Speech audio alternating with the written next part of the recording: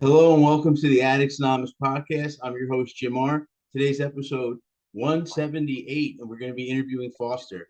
How you doing, Foster? I'm doing well, thanks today, Jim. How are you? I'm doing well. I'm doing well. Good. So let's get into this. Let's start the party, like I usually say, and tell me about your childhood, my friend. Well, let's see. I was born in 1981. I was born in Dayton, Ohio. And my biological mother is Native American, and my biological father is African American. I know that she was young, like around maybe potentially a senior in high school or something. Oh, wow. Um, so she planned to give me up for adoption. Um, and I spent I don't know, a couple months in an adoption home, then elderly woman who took good care of me. Wait, someone Uh, adopted you, or were you in a foster home? I was just in the adoption home. It was the foster home, I guess, Okay. with the adoptive or the foster mom until I got adopted. Yeah, And I was okay. I got you. adopted. Yeah, I was adopted by two loving parents. I mean, great parents. From Columbia, South Carolina, and that's where I grew up and spent my childhood, and I guess middle childhood, Let, adolescence, and young adulthood. So let me ask you this. How did you know what your parents were as far as their background? Did you ever meet them? no, I've never met my biological parents. My this was all just kind of general public information, shared with my biological parents. I'm sorry, my adoptive parents, from the adoption agency, the private adoption agency that handled and processed my adoption. Understood. So yeah, but I have lived a life that for some dreams were made of. I have my parents. I mean, they've done everything for me. I couldn't have asked or even dreamed of a better, child, growing up, and family experience. It's absolutely amazing. My parents are both very, very remarkable people. That's great. Uh, yeah, for sure. Well, like John Um, Lennon said, all you need is love. You got love in the oh, you household. need this? All Yeah. right. I agree. I agree wholeheartedly. But yeah, like my parents are both very, very successful. My mother was an early childhood educator. She taught kindergarten for 20 plus years, and taught like second grade and first grade. And then she finished her career. She went back to school and got a master's in library information science and finished her career being a librarian in a school. She worked like I said, in Columbia. We have the largest Army training base here, Fort Jackson, and my mother taught her entire career out at Fort Jackson. Just really cool, great experience out there. My father's a very, very successful attorney. Um, he he's been practicing. He's still practicing now, and my dad's 73 years old. Wow. God Um, bless him. yeah, yeah, yeah. He loves his job, loves it. He was also a local politician. He was one of the first African Americans elected to city council here in Columbia, South Carolina. Wow. That's Uh, great. What kind of law did you practice? I mean, he's practiced it all. Right now, he primarily does like personal injury, some product liability, medical malpractice, that kind of stuff. Gotcha. Um, yeah, so he's really good. My dad's like a trailblazer. Is I always feel like I'm always trying to live up to such the high bar that he set. He was the first African American elected president of ABOTA, which is the American Board of Trial Advocates, and that's a national legal organization.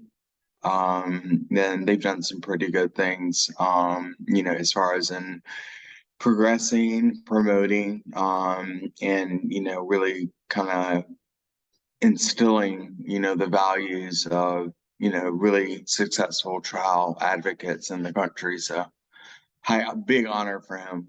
And he's a great attorney, great man, very much so. That's Yeah. good. That's good to hear. Yeah, it's nice. It's nice. Like I said, I've lived a life where some dreams have been made of. So Yeah. it's cool. It's cool. What was your social life like when you were really young? Let's see. Really young, I don't know. It was interesting. Like my parents both being very, very, academic and intellectual individuals. I was always, I mean, people used to always joke, and my mom jokes about it still. I was like in a little adult, like a toddler's body. I would go, we lived in an old historic neighborhood in Columbia. And our neighbors across the street from us were both PhD professors at the University of South Carolina, and they were also big gardeners. Like their house, they owned their house right across the street from us, and to the right of their house, they had bought the plot of land there. And they had planted like this huge garden, with trees and all types of, vegetables and flowers. And I would spend my time like as a little kid, like, around between like 5 and 10. I would spend my afternoons, after all my homework and everything was done, I'd spend the day over hanging out. His name's Dr. Mandel. Unfortunately, he's passed away, but um, Dr. Mandel and I would spend the day over there walking through the gardens, looking at plants, checking on the trees. And we talk about like life, like philosophy and stuff, Yeah. and what I thought was next, what my goals were, what I wanted to do when I grow up, the common question you always ask kids, what do you want to be when you grow up, kind of Yeah. thing. But But if you ask it in a certain way, that could be a deep question. oh yeah, oh yeah, yeah, for sure. I agree. And of course, like during childhood, I went from wanting to be a firefighter to a police officer. I mean, of course, I wanted to be a lawyer for a little while. Then I was a veterinarian because we've always had dogs as a part of our life. And we still have dogs now. So, that for a little while. There was a dog walker for a little while. So I have been all over the spectrum with what Foster wanted to be when he grew up. So Yeah. that's changed for sure. Well, I mean, it's Changed. good that you've actually done it. Yeah, I have. Better I than you have. telling me, you know what, I wish I did one, Right. two, three, you know, Right. Yeah. but at Yeah. least you've done it. I have. I have. And that's one of the biggest things that I can say about Foster and my life now is that I'm finally living the life that I think was designed for me. And I'm finally living the life that I'm always supposed to live.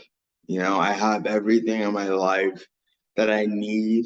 I have everything. I can't say I have everything that I want in life. I don't think anybody ever does, but I have most everything that I want in my life now, and it's just amazing now. And don't get me wrong, it's been a struggle. It's been a battle. I mean, it's been a war zone sometimes, Yeah. active shooter war zone to get to where I am now. But I'm here and I'm here and I feel good about it. And I'm happy. Yeah, I am happy with my life. I'm happy with, the relationships that I have. I'm happy with the work that I do. I feel complete now. And I haven't felt that for such a long part of my life. Many, many, many. I mean, I'd probably say the majority, I haven't felt complete. I've felt, in the wrong place at the wrong time. I felt misunderstood. I felt unloved, unaccepted. I felt alone and isolated, and I don't feel that way anymore. So it's still it's a relatively new feeling, I guess. But it's a good feeling. It's a good feeling. I'm happy with the feelings I'm having now. That's good. And you were good. Yeah, talk. Just a moment ago, you were saying about having everything you want. I was talking to a buddy at work, and he was talking about how on Saturday night, I asked him, "What you doing tonight?" He's like, "Oh, I'm going out. We're gonna party. You're gonna do this. Gonna get girls." And I was like, "You know what I'm gonna do?" I'm like, "I'm going home. I'm eating a sandwich. I'm gonna be in bed by 9:30, and I'm falling asleep by 10 or 10:30." Yes. And he says to me, he goes, "And you're happy with that?" And I'm like, "I actually am." He goes, "I Right. wish I could." He goes, "I don't go to bed happy." He goes, "I wish I could do that." And I Hmm. was like, "Well, you can, Yeah. but Yeah. for Yeah. him, it's not. That's not. He, I think he's addicted to that lifestyle." Right. Right. Right. Right. And that lifestyle. That that lifestyle, like the lifestyle, like it is addictive, like Yeah, it could be. and yeah, it can be. It can be. It definitely was for me. I've been up and down the East Coast, with my life. Me physically living places, and no matter where I've gone, I've always been there. And you know, a lot of times I spent in life trying to get away from myself, because for a long time in my life, I didn't like myself. I definitely didn't like myself. I definitely didn't love myself, and I didn't accept myself, and that's a process, like getting to the point of where I am now. It's a process. It's taken work, it's taken time, it's taken thought, it's taken commitment and diligence. So it's I don't know. Life is a process. Life is a journey, and it's been said before, but I know it's true for myself that my life's been a journey, and I don't know what's next. Like I don't. Yeah, Yeah, I've got plans and I've got like steps I'm taking to get different places, but like I really don't know what's next. And the ultimate reality of it is, tomorrow is not promised for anybody. Like nope. I don't, I there is no guarantee that Foster B is going to be here tomorrow. So my goal every day is to make the most of the day, live to the full extent of that day, take advantage of any and every opportunity that's there for me. And my goal at the end of the day, I'm big on routines, and at the end of the day, I always take a quick little reflection / inventory on my day and see things that I did well. You know, assess what the challenges were of the day, and I'm always grateful for the day. Even when bad shit happens, I'm still grateful for what happened, experiences that I have in the day.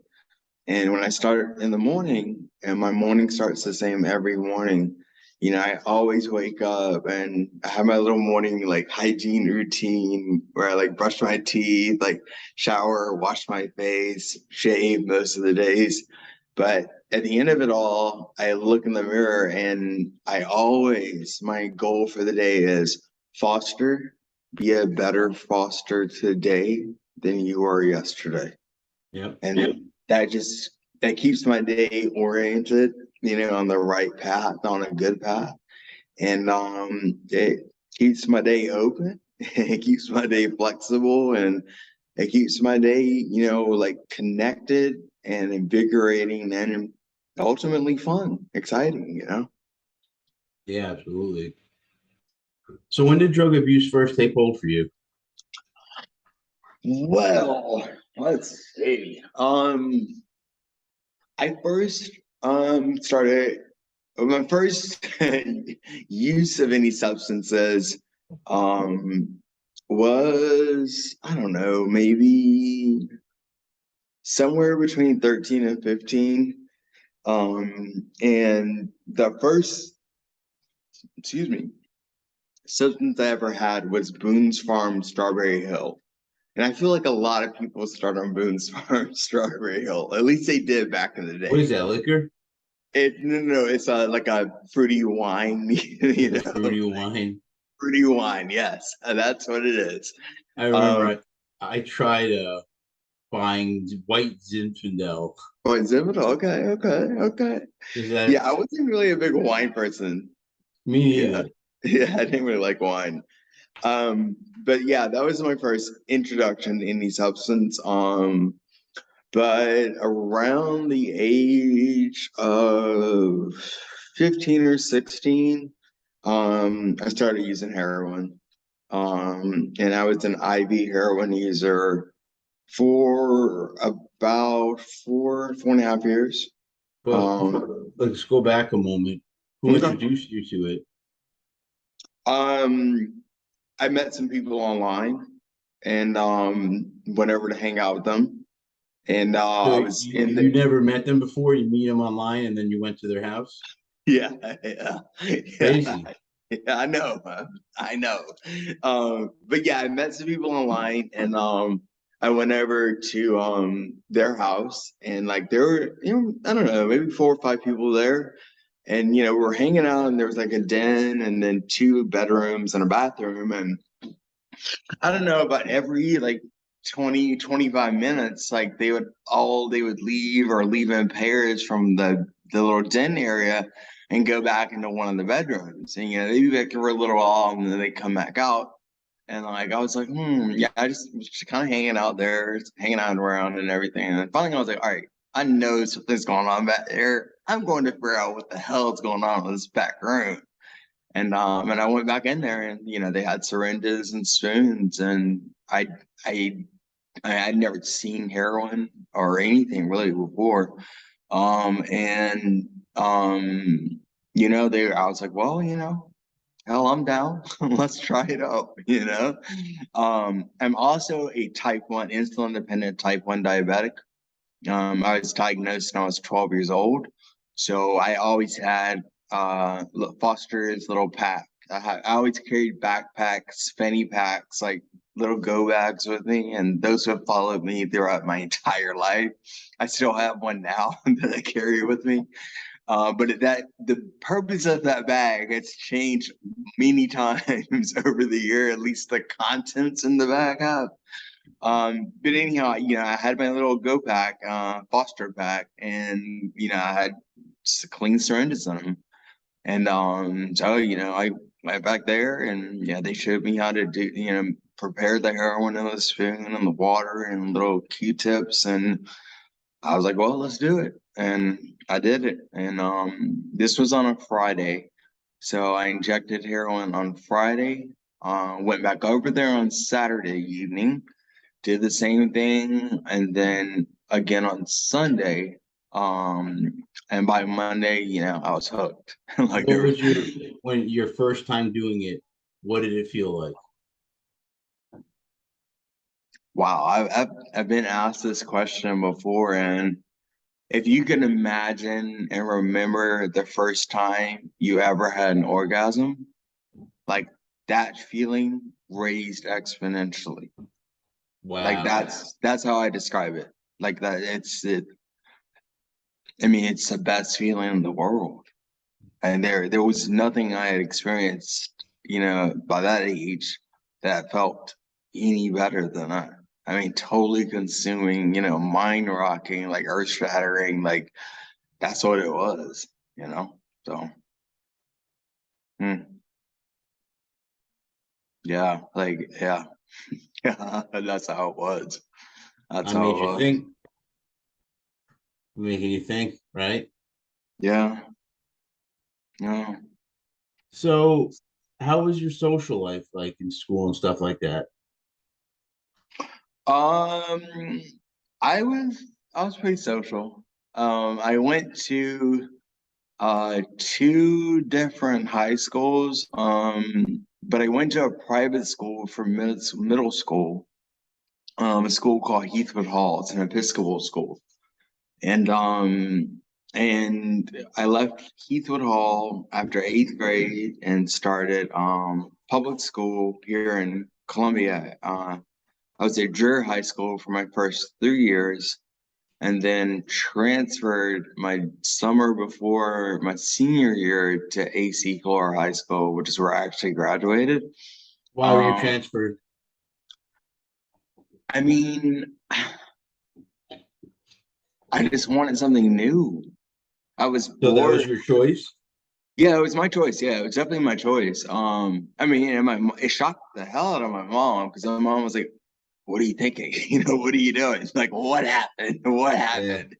And I was like, "No, nothing happened at all. Like, I just want something new. I'm tired of this. I'm tired of Drew. I'm ready to go on and do something different, find it, have a new experience." I was so like determined You're on braver than trans, me. huh? Because you're braver than me. Because when I was a junior, I moved in with my mom. My parents were divorced, and I had enough of Uh-huh. my dad, so I moved in with my mom. She doesn't live in the district where I go to school, Hmm. so the school they wanted me gone because I was such a troublemaker. So they were like, "Whew, thank Okay. you." Later. Exactly, peace. And I Right. wanted to stay because I didn't want to Uh, start over my whole life. You know what I mean? Junior year, right. I was Right. scared. Right. I understand. I Looking back, understand. I had so many friends in that town. I should have transferred. I would have Right. went Right. right to that school. Had a ton of friends within the first friggin' couple of months. You Right. know, a Right. girlfriend. My girlfriend was from that high school that I met. Okay. Yeah, Hmm. so I mean, you're brave. Yeah. Well, I mean, I was like, I was just sharing with you, like, I was so determined to transfer schools that I told my mom, I was like, listen, if you don't make this happen and allow me to transfer schools, I'm dropping out of high school. I will not graduate. I'm done. So, yeah, of course, like my parents, my mom, my dad went along with it, and my mom's like, okay, we'll get the process started, and it started, and I transferred to AC Flora. But the thing about like AC Flora, Dreher, and even Heathwood, like they were all like my Dreher and AC Flora were the two big rivals in my school district, which is District 1, Richland County School District 1. So they were the two big rivals there. They were close to each other as well. So, even like at parties, and I was a big, I mean, I don't even know if social butterfly is like the right word. I don't even think social butterfly does me justice with Okay. how I was. But anyhow, but like the even like at parties and stuff, kids from both Heathwood would be at the parties, kids from Dreher would be at the parties, the kids from AC Flora. And one of my best friends went to this school out in Northeast Columbia, completely different school district. And his name's Steve. Um, and anyhow, Steve and I like were big, good friends. And so I would like, I mean, I had networks out in Northeast with all those kids. So like I threw a party every year, a huge party. Like it started off maybe like around, I don't know, 60 people, 60 to 75 people my first year, summer of or spring of my freshman year of high school. And I threw this party every year of high school. And like my senior year of high school, I mean, there were a couple hundred people there at the party. Okay. Like so it was huge, big thing. I was a big partier, obviously. That's kind of where it started. But yeah, so but like I said, like I was networked with a bunch of different schools. And I also like I was really involved, in the community. Like I my first job ever job, and still probably one of my best jobs was working as a lifeguard. I was a competitive swimmer growing up. And I just aquatics was my love. You know, I swam and loved it. And that was one of those chosen professions in that area, like later on in life, where I thought I was going to be an aquatics professional for the rest of my life. But anyhow, I lifeguarded at a pool for 2 summers, and then I was actually the youngest pool manager in the city's history, Uh-huh. of the largest, at that time, the largest municipal aquatic facility. Um, so it was a great experience, and by that time, I had racked up a bunch of different certifications through the American Red Cross. I was a lifeguard, certified as a lifeguard, certified in CPR first aid. I was also certified as a lifeguard instructor, and then a water safety instructor. And then I went on to get my instructor trainers in both lifeguard and water safety. So I would teach people how to teach people to be lifeguards and water and safety instructors. So it was really cool. I loved it. You were the Um, teacher for the teachers. I was a teacher for the teachers. Yeah. So it was great experience. I mean, loved it. Still love it. Every now and then I still get in the pool. I don't swim as much as I used to, nearly. But I still love the water. The water is really, really therapeutic, relaxing, Yeah. really calming for me, you know. So I really enjoy the water a lot. But yeah, so excuse me. But yeah. I wonder if they have swim therapy for addicts. They probably do. I wouldn't.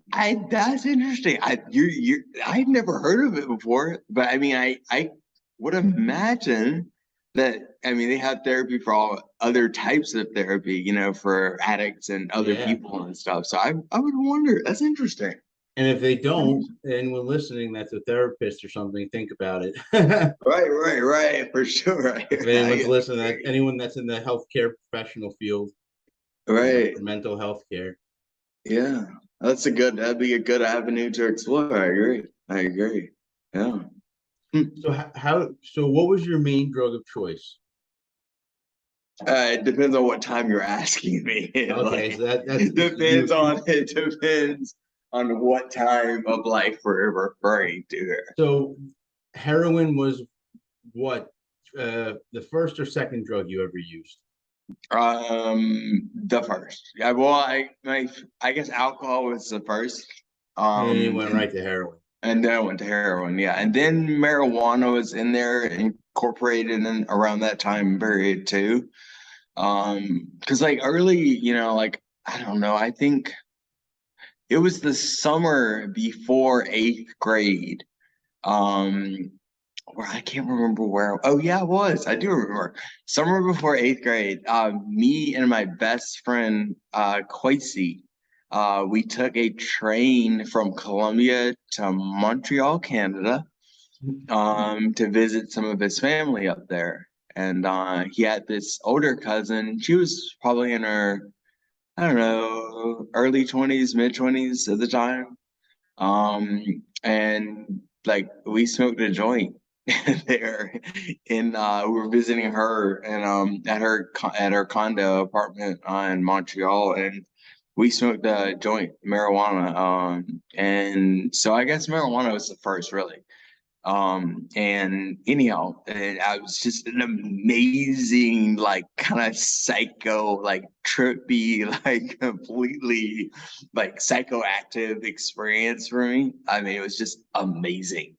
But but I can tell you now, looking, you know, in hindsight, looking back, you know, like that was when the I think this flip or the floodgates, you know, got cracked and opened with my me becoming an addict and my development and disease progression with being a drug addict.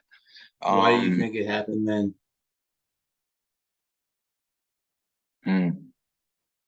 I mean, just because it rocked my brain. I mean, it was like it was the I mean, there's the feelings that I had, you know, like the lights, the sights, the sounds, you know, the feeling, physical feelings I was getting was just, I mean, I loved it. Like I knew, I know, I mean, it didn't happen immediately, you know, it was, you know, a little bit, few minutes or maybe 30, 45 minutes within smoking the joint. But when the feelings finally like hit me and like just overwhelmed me completely, I loved it. Like that's all I wanted. You know, I just, if I could capture that feeling and hold it in a little bottle, and that could be where I felt and where I lived and experienced for the rest of my life, that would have been okay. Like that's all I would have done, You just you want to know? numb yourself from everything. Oh yeah, yeah, yeah, I did most definitely, you know, and I had like, I mean, I had stuff like from my childhood like that. I you know, I definitely wanted to numb myself from. Like unfortunately I was abused at a summer camp when I was younger, sexually abused. How And old were you? about 8 years old, 8 or 9. Yeah. Um and I don't know. Like I Was it another camper or was it a counselor? counselor. It was a counselor. Yeah. Someone older than me. Um and I don't know, I um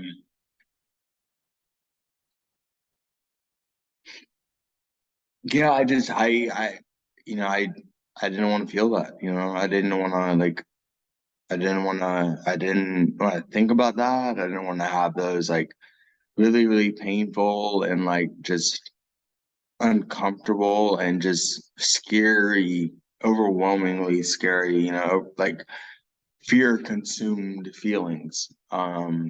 So I don't know, I stuffed it for a long time. Like I mean, I'm 41 years old now, and the first time that I ever talked about it, I've been in and out of mental health counseling with psychotherapists and psychiatrists pretty much my entire life since that time. And I've got a list, like a textbooks of diagnoses that have been applied to me or put on me or given to me, you know, with relations to, you know, mental health and, you know, disorders and stuff. But um I was 31 years old. So just about 10 years ago, 10, 11 years ago, um, was the first time that I ever opened up and talked about it with a therapist and told anyone else. I mean, for that entire time of my life, that was stuffed. Like no one knew about it. No one did. Like, and you know, it was, I mean, I'd like to say it was an immediate relief, but I don't think that'd be 100%, you know, truthful and honest with saying that it was an immediate like relief and release, but it was like the first, you know, like brick in the wall to crack a little bit, you know, in my just history of like just stuffing that trauma. So yeah. Something to stuff down and deal with by yourself. That must have been I mean, that is incredibly hard. Mhm. Oh yeah, for sure. I've never been through that, but I can only imagine the feeling. Yeah, yeah. It must Yeah, be it was tough, difficult. you know. And then again too, you know, for someone that young, you know, Yeah. like I said, I started, you know, counseling and psychiatrists. Like I mean, like I was on Prozac, like when Prozac first came out. Like the year Prozac was developed and released, I was put on Prozac, you know. So I mean, I like I and that's just a start. You know, I've been I can't even count the number of medications I've been on for different reasons to treat different symptoms that I've experienced and expressed over my life. But like I like I don't think I don't think I know at the age when this happened and when I first engaged in psychiatric and psychological services, I did not have the mental, emotional, or like psychological maturity to be able to communicate this to anyone else. Like it was my secret, and like I had to protect my secret at all costs. Like it wasn't like I mean I didn't know how to talk about it. Like so I didn't talk about it. Yeah. So and late a lot of my youth, you know, sometimes conscious. I think a lot of times kind of subconscious or unconscious. Like a lot of my substance use and abuse was to numb myself to the feelings, that I'd experienced, the inner turmoil, like the fear, the depression, like it just like and when I got high, none of that was there. It was always gone. I was in a comfortable place then. And I mean that's ultimately like where I always wanted to be, in a comfortable place. Talking about So drugs, real quick, I forget if we spoke about this. How old were you the first time you ever used anything? uh I'd say, I don't know, somewhere between 13 and 15. Yes, you Somewhere did between mention that 13. before. Okay. Yeah. Yes, you did mention that before. All right. Hmm. Yeah. Young Yeah. age, especially be doing that stuff. Oh yeah. Oh yes. Very young. Very young. But yeah, it just and it's just progressed from there. After I injected heroin, like for those years, I went away to treatment. And I spent a summer at treatment at a place called Willingway Hospital down in Statesboro, Georgia. And that was my first introduction to recovery. Um, and I I don't know, like I was there for 3 months, like all summer long. And when I got out of treatment there that summer, their recommendation was to go into the long-term recovery, men's halfway house recovery house there, associated with the program. And of course, at that time, I was like, nope, not doing that. I'm going back to college and I got this shit, like I'm not an addict, like I got it. But so, anyways, I went back to school and I was at the University of North Carolina, Chapel Hill. And I actually managed to stay clean from any drugs or alcohol, maybe a little marijuana here and there, but no hard drugs or anything for about 11 and a half months. Um, and after that, I was like, well, they had me wrong. I'm not an addict, like anybody who injects heroin is going to be addicted, So it wasn't the heroin that's the problem. I mean, it wasn't me that was the problem. It was the heroin that was the problem. So I switched from IV heroin to IV cocaine, and then I was like, "Whoa, this is my new shit." Like this is where I need to be. I love this feeling. This is great, and I mean, I did ungodly amounts of cocaine, like ungodly. Like, and I injected all of it, and But and how much would you do like in a day? my disease progressed. I mean, it would start off with maybe, I don't know, 2 grams maybe Okay. to an 8 ball or something. I mean, then I mean, I was with after couple months of couple grams a day. I only went up. I was like quarter ounce a day. Like I mean, it just a lot, a lot. Um, and I don't know. It was a lot going on during that time. How And I, how are you affording that? Yeah, you said a quarter ounce a day. uh, well, this was back when cocaine was a lot cheaper than it is Okay. now. Like I would not be able to afford a quarter ounce a day with prices of cocaine these What days. would you pay? So I've What would you heard. pay for a quarter? Just out of curiosity. I mean, I was paying between 50 to at max $80 a gram back in the Okay. day. So How much is it nowadays? I haven't obviously when tried to purchase any. I cocaine's up to like a gram is like $120. no shit. Yeah, it's like a gram of coke's like 120 these days. So I mean, and 8 balls are getting running at like 300 to 400, like anywhere between 300 and 400, depending on who you're getting it from. Wow. So I mean, yeah, prices. I mean, I guess inflation hits the drug scene too these Yeah. days. But I mean, back in the days, I was getting ounces of cocaine for between 450 and at most $700 for an Wow. ounce. Like and we were picking up multiple ounces at a time for a while there because we were not only doing that all, we were selling some of it too. Um, which opened up a whole nother avenue of drug experience.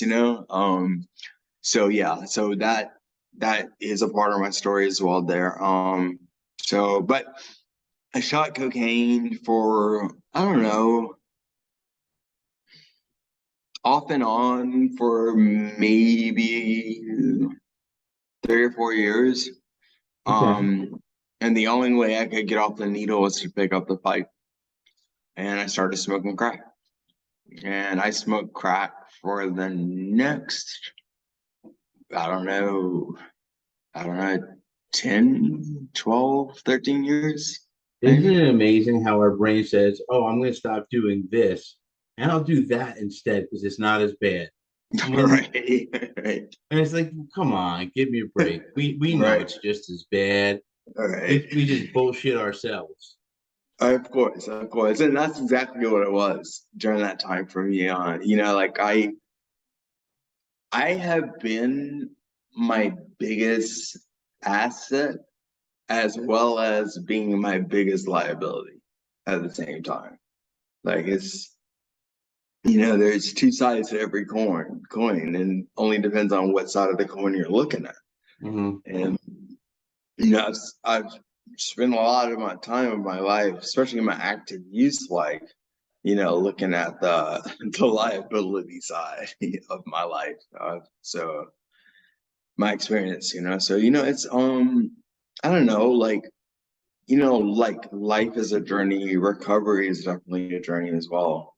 And in hindsight, I wish look back and wish that I could have been one of those white chip or white key tag wonders, but I most definitely was not. What's the Like white chip? the white chip is like the in Narcotics Anonymous programs, they give out chips to denote the time that you've been clean and in recovery and involved with that program. And the white chip is in Narcotics Anonymous, and the white key tag is in Alcoholics Anonymous. And it's white's the universal sign of surrender. So whenever you pick up in those two fellowships, whenever you pick up a white key tag in Alcoholics Anonymous or a white chip, I'm sorry, I got it backed up. Sorry. Yeah, I was about to say. White, I know what you're yeah, saying. my bad. White chip and Alcoholics Anonymous, Yeah. or white key tag and Narcotics Anonymous. There we go. It's just like the universal sign of surrender. It's like, I'm starting here. Today's my first day, and I'm gonna start this recovery journey and path, that you guys have laid out for me, that you guys have proven has worked, based on the steps and the program, as outlined in the big book, either Alcoholics Anonymous big book or the Narcotics Anonymous blue book. So I've been in. I mean, my first experience was with Alcoholics Anonymous. I've had a few sponsors, probably about 4 or 5 maybe sponsors in Alcoholics Anonymous. I've completed the steps, the 12 steps of Alcoholics Anonymous. I don't know, maybe 4 or 5 times. I have not ever had a sponsor in Narcotics Anonymous, nor have I ever done those steps. But I mean, I've even sponsored people in Alcoholics Anonymous. So I know the program. I've had experience with them. I mean, thorough, deep experience with them, and they have definitely helped me. Those programs there are fundamentals and principles and spiritual principles um, associated with each of the programs. And I do incorporate some of those, into my life now as a person in long-term recovery.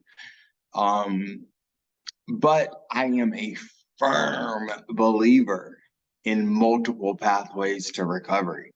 Like, Yeah. I don't think there's one only way to do it. Like, you only get clean or sober by doing it this way. Like, I think having that idea and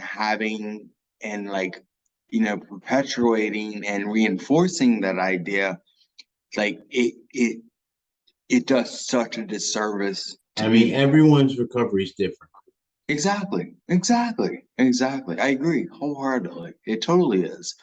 I think they're, in the whole, recovery kind of treatment field and environment now, that needs to be one of, if not the most fundamental, like, principle and accepted criteria for people, to promote individuals, finding their own ways, finding their path to recovery, and supporting them and encouraging them and empowering them on that journey.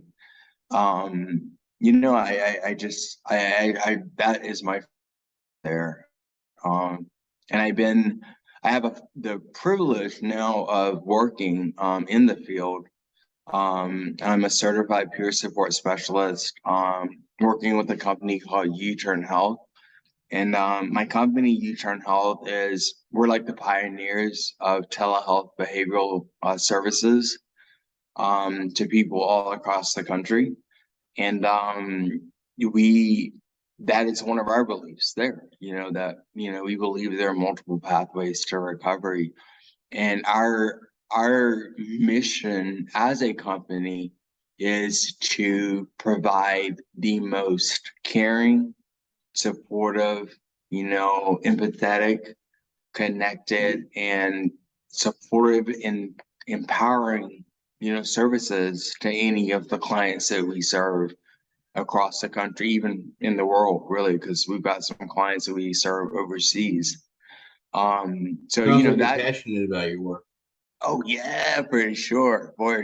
And it's crazy because not crazy, but it's funny because I always share with my clients, people that I work with, that you're helping me more than I'm ever gonna be able to help you. And like that just like blows their mind sometimes. So, sometimes I'm talking to people who are like in some serious crisis, Yeah. like they're like about to use, or they just use, or like, you know, life is, I mean, they're everything's spiraling and Out of spinning down control. the toilet for them, out of control. But you know, to them, I share that with them, and they're like, what? And I'm like, no, seriously, like you don't understand though, is that because you're helping me because you're giving me the opportunity to share with you hope and to share with you that I am an example of how your life will be, provided you commit yourself and prioritize your recovery as number one above any and everything else. And that's what I have to do on a daily basis. You know, like I put my recovery first. You know, my recovery is number one every day, you know, and that's how I continue to be in recovery and be on this, you know, recovery journey that I'm on, is by prioritizing my recovery, protecting my recovery, and excuse me, taking the action necessary to remain in recovery. And that's what I share with everyone that I work with, you know, and that's what everyone who works with my company does, you know, and we serve both individuals and family members of people suffering with any addiction or behavioral related issues. It's an amazing company. We do, you know, addiction. We do help with like stress, anxiety. We also do grief coaching for people who have suffered some type of, you know, grief inspiring experience in their lives, or loss primarily. So yeah, like it's really cool to be able to give back and help others, you know, like that is my passion, like being able to give back what was given to me. I feel like that is my responsibility and my mandate. I also think that it's the responsibility of anyone else who is in recovery, no matter how long they've been in recovery, is to give back what's been given to them. Like I think that's how recovery works, you know, like recovery like connects people in recovery. You know, it connects us to ourselves, it connects us to other people in recovery, and ultimately it opens the door and paves the path for a connection with everybody else in the world. Well, that's exactly what they figured out in 1935. One Mm. addict talking to another, or I should say back then, one alcoholic talking to another alcoholic for some reason keeps them sober. So Right, right. spread the Yeah, word, pay it forward, say what you will. That's it. yeah. But so when did the drugs start affecting your life? At what point did you say, or maybe you hit a rock bottom, something along those lines. But when did you say it's too much? I need to change things. This is not something I can handle anymore. Um, hmm. I mean, that's the crazy thing about the disease of addiction, is that like I've hit quite a few bottoms, you know, like in my life where like it's like, okay, this is enough. I can't, Mhm. I'm tapping out, you know, no more. But like I hit those bottoms and get there. I would hit those bottoms and get there. And then, it's like a little time passes or some long period of time passes, and you know, I forget how bad it was, and I'm like, oh, you know what, I can just do one, or I can just, you know, I can just go take a little key bump of coke, you know, and I'll Yeah, sniff it this time instead of shooting it, or I'll take a little key bump of heroin, or I'll smoke some heroin this time instead of injecting it, you know, like whatever the case. But like I then that just starts the cycle all over again. You know, I just it gets me back to where I was right when I hit the bottom, however long ago it was. But like the first time of all of my use history, I accumulated about 3.5 years. I was coming up on 4 years of it being in recovery. And then COVID hit. And when COVID hit, like everything shut down. Like not only like like economically and like the shopping, all that kind of stuff shut down, movies, everything shut down, and of course the recovery support groups, primarily Alcoholics Anonymous and Narcotics Anonymous, shut down as well. And there was a little gap in there between when everything shut down, meeting in person, and when the Zoom meetings got started and picked up. And I honestly, like, I didn't even go to any Zoom meetings when the Zoom meetings first started on No. Alcoholics Anonymous. Like, it just, I don't know, like, I really benefited, and I still benefit now from the face to face, being in person and being in a room full of other alcoholics or recovering alcoholics or recovering addicts. So I didn't even try it out. And slowly, within a couple weeks, maybe a month or so, I started just withdrawing, isolating, going back into myself by myself. And I was actually living in Asheville, North Carolina at the time when this happened. And it was just like a snowball of effects. Like I was sponsoring 3 people maybe at the time, I think. One of my sponsees, my favorite sponsee, I know it's bad to say I had a favorite sponsee. Like, there's probably the AA gods are probably like looking down on me right now, and like there's probably gonna be a bolt of lightning flying through my room pretty soon. So if I that think that's happens, okay to have a forgive favorite. me, forgive me. But like my favorite AA sponsee, he actually moved away. And the other 2 sponsees fired me. And I was like, what the fuck? And like, right. I mean, that really crushed me because like this was the first time that I'd ever sponsored anybody, and I was Yeah. so excited by the opportunity and the experience. But they fired me after like they both got to like around the 4th step, which is usually when I know myself, I dropped off then. But like usually when a lot of people drop off with the program is when they get to that 4th step and that self inventory kind of thing, having to look at yourself. But they both were there and they weren't making any progress, and they eventually fired me. So I was like, all right, fuck this. So that happened. So the sponsees actually fired me first.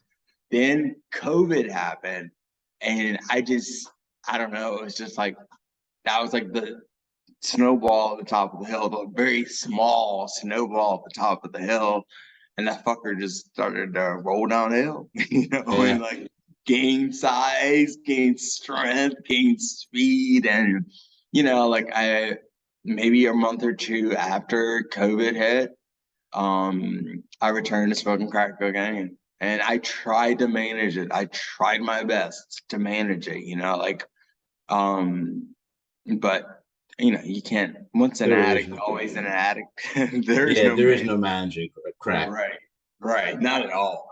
Not Yeah. at all. So yeah. But anyhow, so that was the time, and then I managed. I mean, after that 3 years, I managed. I don't know.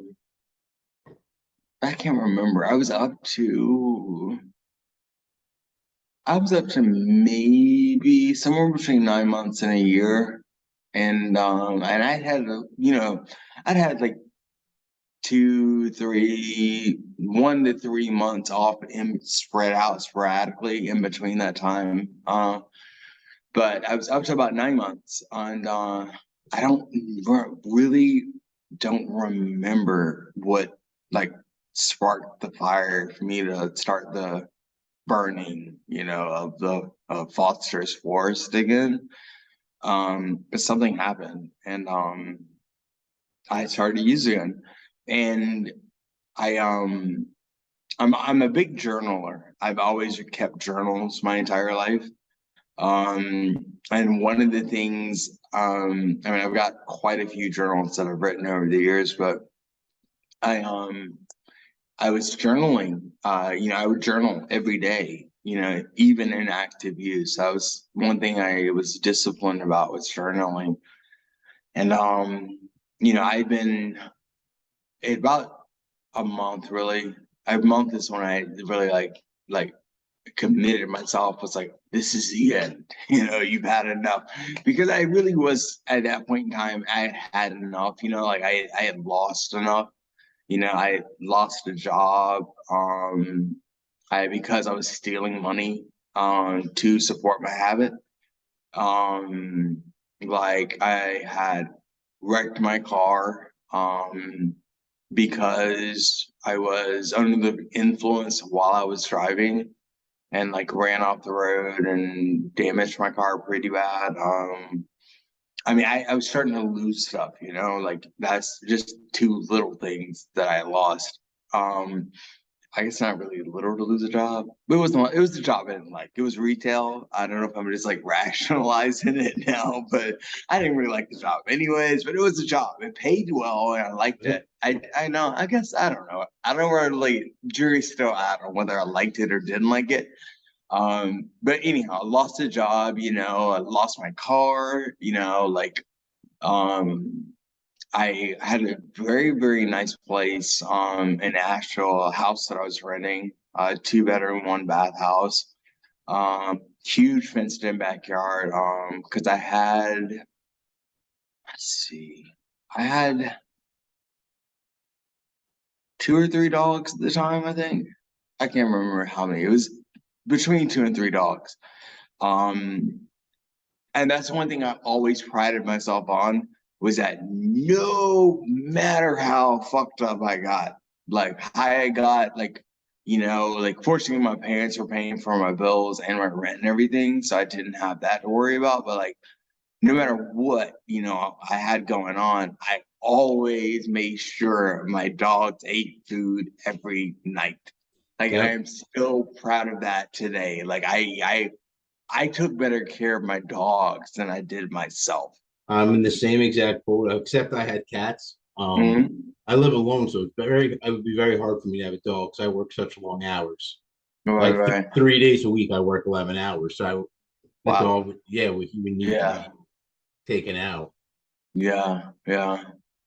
But yeah, like I mean, now I can't say. I mean, fortunately, they always had dog food, but there were a few times in there where they were eating like hot dogs and bread, like for their supper, which they love. Like they're like, okay, this is great. Like this is Yeah, the dinner we want every night. But I made sure my dogs always ate, and I'm proud of that. My dogs never suffered as a result of my addiction, of me suffering. Um, but back to the journaling, it was it was like the month. It was the whole month of November. I planned it, like I wrote in my journal, I took pictures of my phone, like I had planned. I mean, took pictures of drugs, pictures of money, even wrote it in the calendar in my journal, like, okay, tomorrow is going to be the last day, or I'd finish at the end of the night or early in the morning or whenever I finished for that session. And okay, this is it, no more. And I don't know, like the November 28th, excuse me, of 2020, 2020, wait, 2021, 20,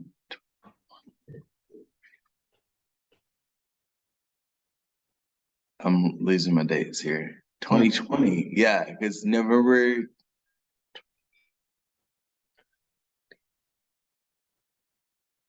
so 2020, November 28th of 2020. Um, I, for some reason, And this is something I never do. I don't know what was caused me and made me do it, but I actually went back and, like looked through the pages of my journal for that month, and like I just read, like every day for 28 days, I was planning that that was the last one. There Yeah. wasn't going to be any more after that. And, that I gave up that night. That for me was, you know, the that was the first time I had hit an emotional and mental bottom. Like I'd hit physical bottoms before, because I've way back. I've overdosed 4 times on heroin. Actually overdosed once in the hospital, because like I was in the hospital, and um, I I called, the hospital that I was in at the time was kind of close to the hood, and I actually called my dope dealer and asked him to deliver some heroin to the hospital. No shit. I Yeah, of course, it's great for me because they had IVs already in me. Like I didn't have to find a vein, I didn't have to do shit. I was like, hell yeah. So I had the dope dealer come deliver some heroin to me in the hospital, and I just injected it into the IV line and overdosed in the fucking hospital room. Wow. So yeah, man, it was craziness. So they actually, after that, they put a security guard outside my door. Like my room was moved, like security guard was there for a few days, and then they moved my room down. So I was like, right, like you come out my hospital room, and the nurse's station is right there. So like there was nobody that could come in or out without somebody seeing them. Yeah. But yeah, so that's a whole nother story in itself. But anyhow, so but like I I had physical problems, bottoms before, physical bottoms. Um, but like that was the first time I hit like a mental, emotional, like psychological bottom. And I just decided, I was like, I was defeated, I was like, I've been doing this for, you know, 41, 40, 38 years of my life, or the majority of most of 38 years of my life, at least all my adulthood life. And I was like, there's no hope. There's no way out of this, like I just gotta end it now. Well, I have a Uh, quote. I came up with a quote that says, "We must all come to the admission of defeat before we can defeat anything ourselves." hmm. I like that. I Yeah. like that a lot. That's pretty powerful, man. That's Yeah. deep. That's some Yeah. I deep posted shit. that on some places. I was proud of myself when I came. I'm like, yeah, that's not bad because it's Yeah, true. man. We It have is. to admit, I can't do it. It's beating me. There's whatever's going on. I'm losing the race. I'm losing the battle. However you want to describe it. All I'm right. losing. Right. You know what I mean? So Yeah. you admit you're defeated, and then it's like, well, now what do I do? You move Right. on. You take step one, step two, and you build Right. up. Right. I agree. It's a very, very, I like it's a that's prophetic, man. I like that. Very nice. Very nice. I am glad you shared that with me. Um, but yeah, like that night, like I smoked up all my crack. I had a lot of pills there. Actually had some fentanyl there too. And I You was were like, taking what? straight fentanyl, so Yeah. you knew it was fentanyl.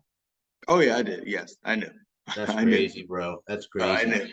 knew. I knew. Like You're I like my friend Johnny. My friend Johnny's like, he's like, I used to do fentanyl. I'm like, aren't you nervous? He's like, no, as long as you know how to do it, you're fine.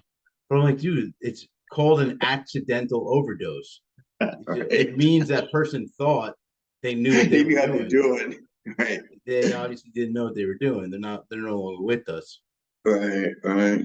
Yeah, like I knew it. I knew what I was doing. Like I wholeheartedly planned to take my life that night. Um, but back to my dogs. Of course, my 2 dogs were there, and I went to like in the house that we were living in, I was living at the time, like there was a little laundry room that it was pretty much the whole back side of one of the side of the house had washer dryer in there and a door to the outside area. So I went back in the laundry room and there was a door like there between the laundry room and the kitchen. So I opened the door to the laundry room and went back down there before I took all these pills and did the fentanyl. And I took the entire tub thing full of dog food and just dumped it over on the floor. Oh So God. I was like, I know somebody will find my body here within a week, you know, like because I'll just be MIA. So somebody's gonna come here and look for me. And then I unlocked the back door, and I dumped the dog food out, and I have a German Shepherd. Her name's Bear. Super sweet dog. And I actually got Bear from my sponsors, like my one of my sponsors in Astro, like one of her friends, who was also recovering alcoholic, unfortunately had a heart attack and died in his house. And they didn't find his body for like 4 or 5 days or something. And Bear was unfortunately in the house with him. Well, her name wasn't Bear when I renamed her Bear. I can't remember her name, what her name was now. Not important. But anyhow, he passed away in the house from a heart attack, and it was like 4 or 5 days before they found his body and found Bear. And she was pretty, traumatized, from that. And I'm pissed off with myself now that I'm telling this story to you, because that thought didn't cross my mind. Like when I was going to kill myself that night, I mean, I knew somebody was gonna find her, and I knew my parents were gonna take her, but like I feel really shitty about that now, thinking about that. But I did leave food out there for her. And I went back in my den, turned on some music, and took a lot of pills. Drank some alcohol to wash it all down. And then did a shot of heroin. And I made peace with life that night. I was like, I have lived a good life. Like I have lived a life where some dreams were made of. I've had every opportunity that anyone could ever want or ask for. And I'm okay with it. I look back on my life and reflected, and was like, I'm okay with it. I'm okay with this.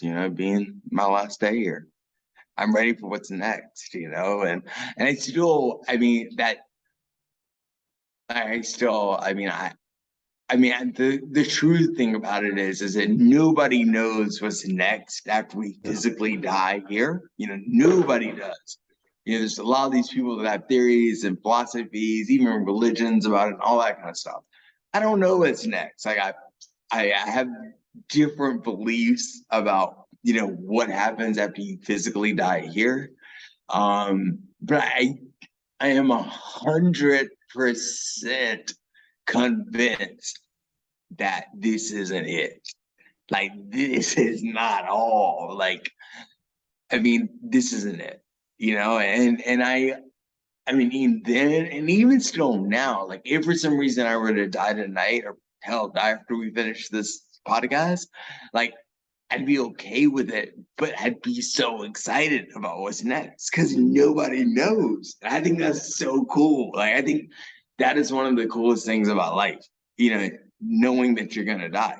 Like I don't know, at many parts of time and many stages in my life, I've been trying to accelerate myself getting to that point, by all the wild stuff I've done, crazy places I've been, guns I've had pulled on me and getting punched and drug around and shit like that. But, I still am excited, like I don't fear death at all. Like I've never really felt feared death.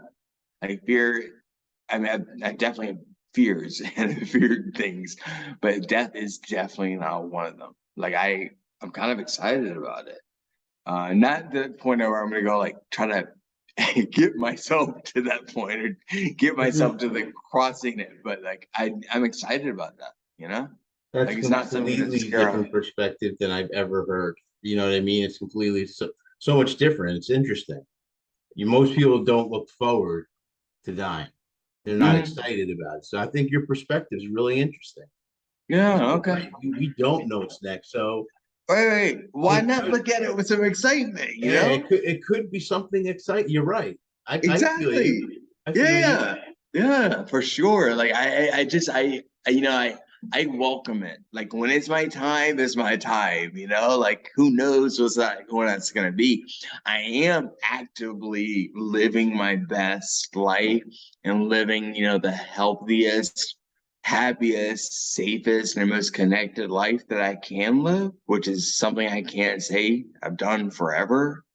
But like I'm ready. Like when it comes, I'm ready for it. You know, like I'm not gonna be able to come back and tell you what happened or what the next step or next level or next dimension's like, but whatever it is, I'm ready, definitely ready for it. Like definitely ready for it. Like so for sure. Oh. So when did you actually, what was it when you like when you got clean? What was it when I got clean? Well, I mean, like it's interesting because like I have a mentor. One of like the most uh significant and impactful people in my life. His name's Delvin, and he is also a person in long-term recovery from substance use disorder. And it's just funny how it's a small world because when I lived in Chapel Hill, the dealer that I used to get my cocaine and my crack from is actually his cousin. Like a small fucking world, man. And anyhow, I met Delvin back in 2015 at a recovery house called Oak Tree Recovery House in Asheville, North Carolina, and he was the program manager there at the time. We and he started working with me there, and then later on, after he left Oak Tree, he opened his own recovery services business called Connections LLC, and he would provide, you know, individual sessions with his clients, do some random substance testing, drug testing, and stuff. You know, and just a very, very like good, solid, consistent, you know, support person of people, you know, suffering with the disease of addiction. Anyhow, but long story, back to my point. His cousin was my dope dealer when I was in Chapel Hill. Like, and I never, it's amazing what we joke about. We're actually really good friends Does he now. know that his cousin's a dope dealer? Oh yeah, he knows. He knows. Oh, he He knows. knows. Okay. Oh yeah, he knows. He knows. He knows.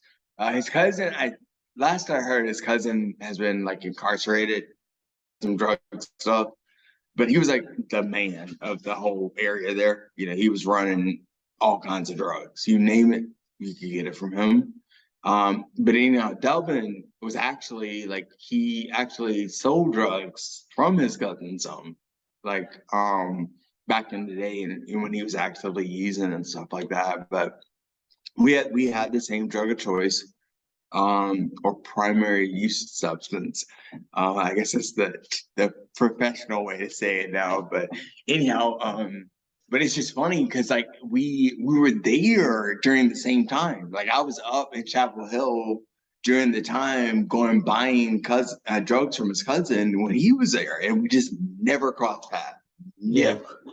And we still just blows both of our minds when we like reflect on that time now that we never actually ran into each other. But anyhow, like he's my mentor. Like he like I always tell him I want to be like him when I grow up. Just an amazing person, like amazing like spirit, you know, and just amazing individual and just amazing energy. Great person. And he's helped so many people so many people, and across the whole, and especially in the Southeast, but a lot in Nashville, with him, his message and everything, and just the person he is, his presence. But anyhow, I don't remember how I got started on Delvin, but yeah, I don't know. I'm sorry, I lost my train of That's thought okay. where I was going with that. But yeah, my dope dealer was his cousin. That's, I guess, where I started with that. But he, like, I don't know.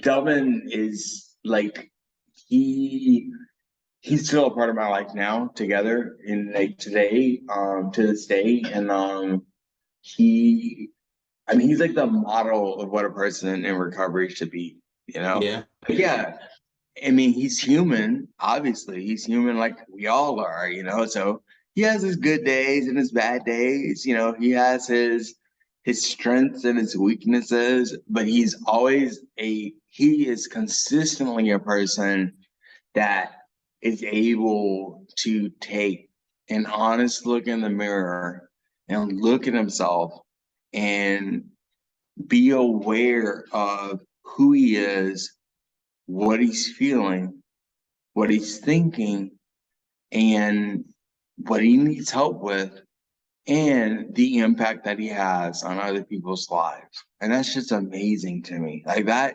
in my mind, if I could think of a model of a perfect person, like that's what they be. Someone who's conscious, personally conscious and socially conscious, and someone who is connected, and someone who is, understanding, and someone who wants to give back and wants to inspire, promote, and motivate and encourage the best in others. Like that's the kind of man I want to be when I grow up. Like I'm working hard to get there, and I'm making steps to getting there. But like that's the person I want to be when I grow up.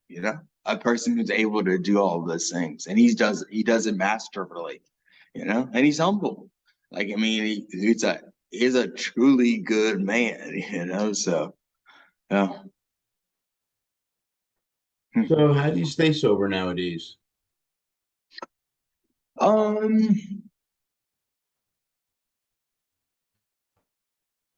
I stay sober with thought, um, awareness, um,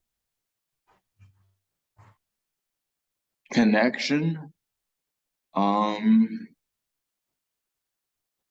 and I mean, a big part of me staying, clean, sober, and in recovery is my daily, routine, um, and my daily commitment to staying the fuck out of Foster's head, you know, to stay present, to keep Foster present in at least someone else's life. And that presence shifts a lot. Like I'm very flexible with my presence, as in where I'm present and who I'm present for and what's going on in that moment. Like I'm very flexible. I'm a very flexible person now. Like I'm not like I'm not chained to anything. Yeah. Like I'm not even chained to my routine. Don't get me wrong. Like when my routine gets screwed up, like I do feel a little unrest. Sometimes I get a little pissy, but like I'm not chained to that either. So my ability to stay flexible and stay malleable is very, very important for me as well. Not just with what I do or where I do it, but in my mind as much as well. Like I'm open, I'm open to learning new things. I'm open to new experiences. I'm open to new challenges, like I keep myself open, and I think another big part of how I stay in recovery today is Um, I stay connected. Yeah, I am connected now. That's great. That's To a good people. word. That's a good Yeah, word to use. connected. Yeah, for sure, connected. And I'm present. I think all of the like gifts of recovery, like I'm able to be present now in life. You know, present with myself. Present with my family. Present with my partner, present with my dogs, like just present, and for such a long time, like especially, you know, even in the early and light active use, but especially in the heavy and darker, deeper active use, like I was not present at all. Like the only thing was on my mind, when am I gonna get that next one? Where am I going to get it? How am I going to do it without anybody else finding out what I'm doing? Where am I going to get the money for it? Like where am I going to go to do it? Whatever the thought comes with doing it, like that was all that. My mind was consumed by that, and that's gone today. That thought, like total like control and consumption of my thoughts, my feelings and my behaviors and actions is gone. I'm free from that now. So like I'm able to be there in the moment, like be where I need to be and just be okay with being there. Like, before we got onto this, I was sharing with you about having to put one of my dogs to sleep today, and that's super tough, especially like, I mean, I've had this puppy, I had her since she was about 8 weeks old, and she's 13 when I had to put her to sleep this morning. But like she's been with my parents, for the last few years. And I don't know, it's so funny. My mom has a little magnet that goes on our car that says we love our grand dogs. Like because like dogs in our family are like people. They're like They little kind fur of are. babies. I mean, people don't realize you build that bond that is Oh just as yeah. strong as family. It really Oh is. yeah. Oh yeah. So I anyway, lost back. two cats, recently. Well, not too recently, a little over a year ago. I lost two cats. Mhm. I'm sorry for your loss. It's tough. It's It tough. is, It's yeah. really tough. It's really tough.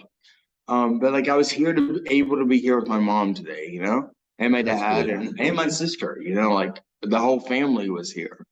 And I got to be present and a part of it, and that's one of the biggest gifts of being a person in recovery, is that you actually get to be where your 2 feet are and your head's there with your 2 feet, Mm. not off in la la land or around the corner or in the back closet or under the bed or wherever the fuck it may be, like you're there. And I think that's really cool. It's really a great, great experience on to be able to do that today. So, I don't know. And I said it earlier, like I feel complete now. Like I feel happy and complete, and I feel at peace. And I haven't felt that, a lot of my life. And, a lot of my use, it it served the purpose to quiet all the voices in my head, and to quiet and numb all of the, painful and confusing, feelings that I felt, in my heart and stuff, and I don't have to do that anymore. I have found a way to cope with life. I've found a way, as the 12-step program say, live life on life's terms. And that's amazing. Like it's a blessing, And I've said it before to people, and they're like, how do you say that? But I really do believe that people that suffer with the disease of addiction are super, super special people. And I don't believe, and my mom got me on this idea, but my mom doesn't believe anything in life happens without a reason, without a purpose. And I do believe that. And I believe that we may not always be aware of the purpose, but I do believe that there is something out there that makes and sets the stage for things to happen. Yeah, we have free will and we get to choose like how we're going to say our lines, or what lines we're going to say in the play of life. But I do believe that the stage is already set in some ways. But like what I'm trying to get to is saying it as is that I do believe that people that suffer from the disease of addiction are special people, and they're people that have this disease because they're meant to achieve a higher purpose and understanding and process of life. Because you don't recover from the disease of substance use disorder without other people. Like, recovery is not an island. Recovery doesn't happen on an island, just like addiction doesn't happen on an island. Like, it's a community thing, and like we're called, I believe that everyone that is in recovery is called to a purpose of developing healthy relationships with themselves, with others, and with the whole world. Like, we're called here to do something, regardless of what your religious or spiritual beliefs are. Like, we're here for a reason. Like, we're here for a reason. We've had these experiences for a reason. Like, we have engaged in this journey of recovery for a reason. And I don't know all the reasons why we're on the recovery journey, but I do know that one of the reasons we're on this recovery journey is to have stronger, tighter, more like really, really like influential and like spiritual connections with other people in life. What we do together, being people in recovery, that gives us the knowledge and the understanding that we can also create the same bond and relationship that we have being in recovery with other people. And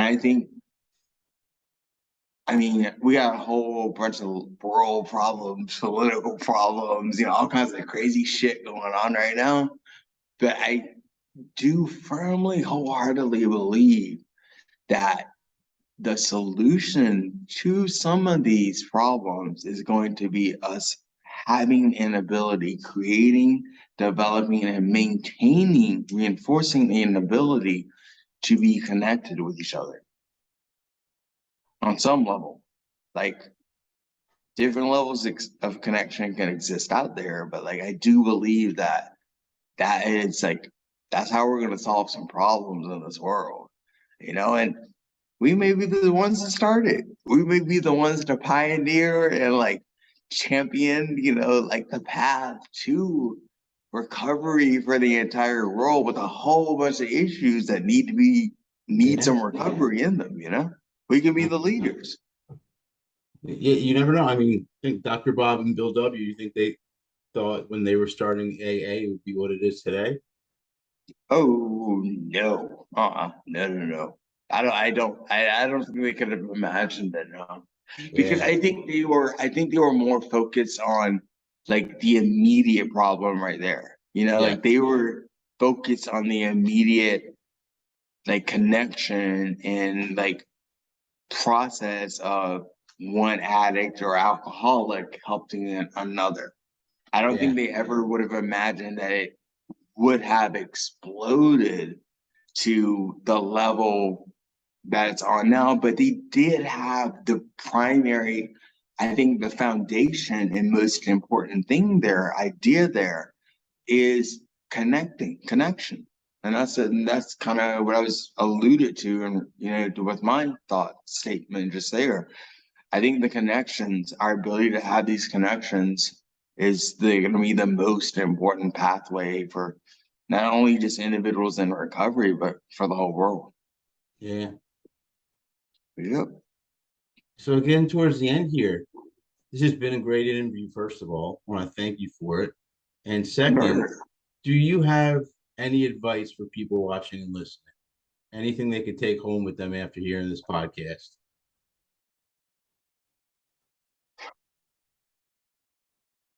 Um,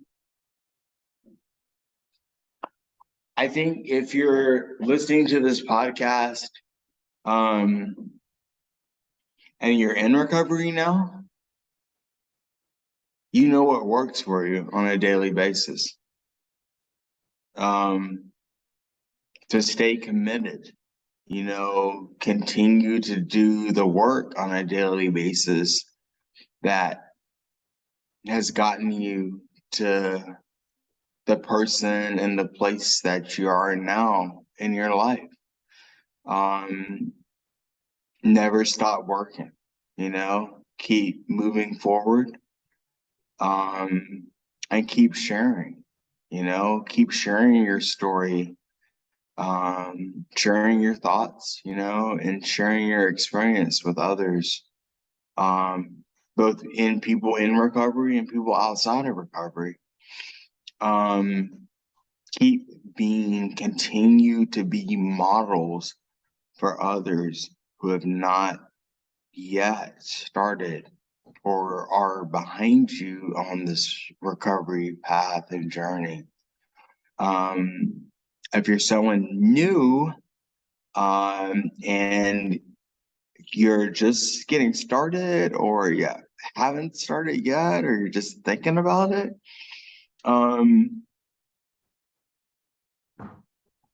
know that you can do it.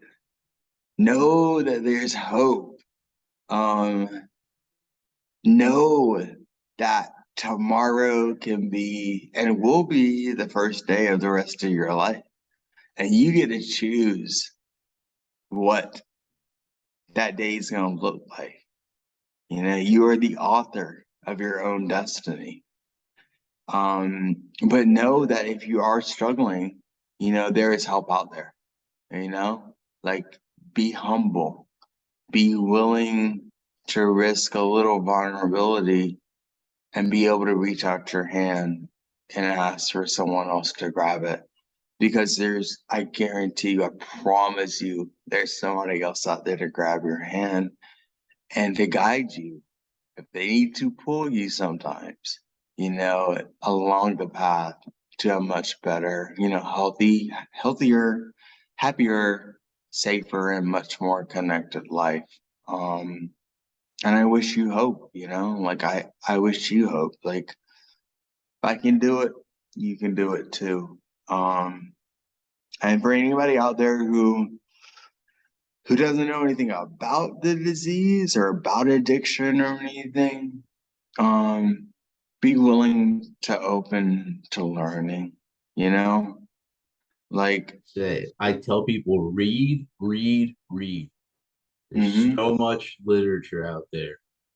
So there much stuff. I definitely mean, is. even on our website, I've written like 40 articles because I'm one of those people that I figured other people might like the literature if you choose All different right, topics and write about it, all you right, know, kind of paying it forward. all right. Yeah, of course. I agree. I Yeah, so agree. I'm all about content, putting it out there. I'm going to continue Nice. writing till the day I die. Cool. That's great. Yeah. Well, keep up the good work, man. Keep it Oh, up. thanks. I appreciate it. Kicking ass, taking names. Oh, I need to get you a t-shirt. So, You see it? oh, word. All right, you pull your camera. Oh, yeah. Oh, that is awesome. I like It that. got the dash in the middle because we're a dash it. I don't want to look like addict or Alcoholics Anonymous, All so right.